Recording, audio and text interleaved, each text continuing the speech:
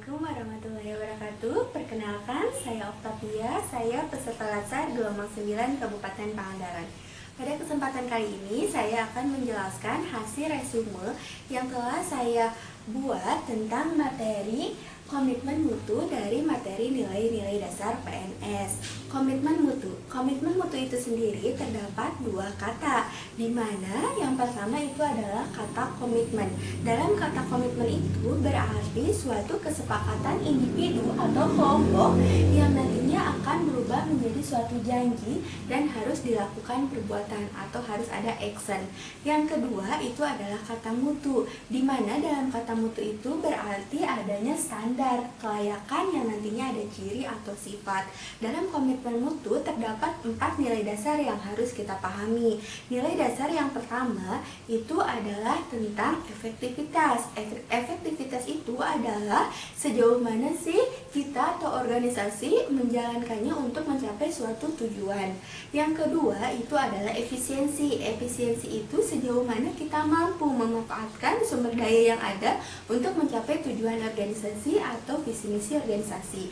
Yang ketiga adalah inovasi. Inovasi itu kita harus mampu beradaptasi terhadap perubahan-perubahan lingkungan, di mana perubahan itu bisa bersifat permintaan pasar, kemajuan teknologi informasi atau persaingan. Yang ketiga adalah definisi mutu itu sendiri, di mana mutu menurut Crosby itu adalah nihil cacat, kesempurnaan dan kesesuaian terhadap suatu persyaratan. Untuk menjaga komitmen mutu itu sendiri, kita harus memahami 5 nilai-nilai dalam menjaga komitmen mutu. Yang pertama adalah goals atau tujuan.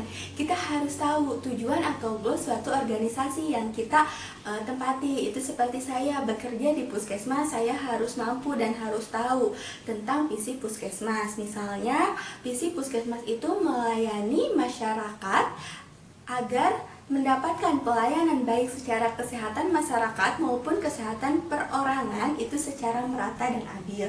Yang kedua itu adalah peran. Bagaimana sih peran kita untuk menjaga komitmen mutu itu? Misalnya, saya sebagai prakamedis, saya harus berperan di situ sebagai pengumpul data yang cepat, yang tepat dan juga yang akurat. Yang ketiga adalah prosedur. Saya harus mengikuti prosedur yang ada, yaitu berbentuk SOP. Yang keempat itu adalah relationship atau hubungan. Kita harus mampu menanamkan relationship atau hubungan dengan teman kerja, dengan lingkungan kerja, tentunya untuk menjaga komitmen mutu ini sendiri.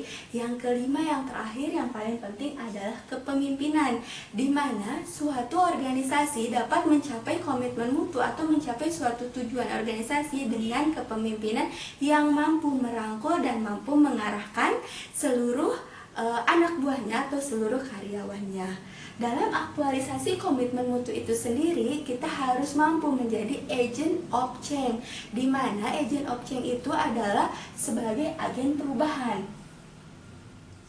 Ini salah satunya itu nilai dasar dalam orientasi mutu.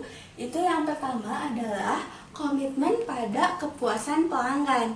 Jadi kita harus berkomitmen, yang utama adalah kepuasan pelanggan yang harus kita capai. Kita sebagai pelayan publik juga ini harus mampu bekerja secara cepat, tepat dan juga ramah. Yang ketiga, kita harus melayani dengan hati. Yang keempat, kita harus melindungi dan mengayomi, serta kita harus melakukan perbaikan secara berkelanjutan. Dalam mengaktualisasikan nilai-nilai komitmen mutu ini sendiri, kita harus menjadi seorang agent of change atau agen perubahan. Tentunya kita ingat fungsi kita ada 3 sebagai seorang ASN. Pertama, kita sebagai pelaksana kebijakan. Kedua, sebagai pelayan publik.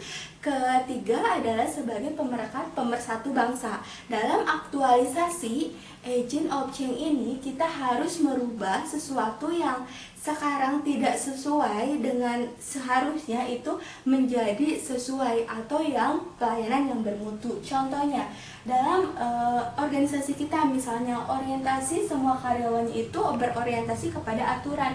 Kita di sini mencoba untuk merubah pola pikirnya, menjadi orientasi kepada publik. Yang kedua, cara kerja biasanya bersifat rutinitas. Kita harus mencoba berubah untuk orientasi pada mutu, yaitu bekerja dengan baik dan benar. Yang ketiga, biasanya itu sikapnya itu bersikap pasif. Kita harus mencoba untuk mendorong agar semuanya itu bersikap dinamis, bersikap proaktif, bersikap inovatif dan kreatif. Dan yang terakhir itu cara kerja yang harus kita rubah. Yang biasanya bekerja sendiri-sendiri, individualis, itu harus bekerja secara teamwork, karena suatu komitmen mutu, suatu tujuan itu bisa dicapai itu dengan apa? Dengan cara teamwork. Begitulah pemaparan dari hasil resume yang telah saya buat. Semoga bermanfaat untuk semuanya. Terima kasih. Wassalamualaikum warahmatullahi wabarakatuh.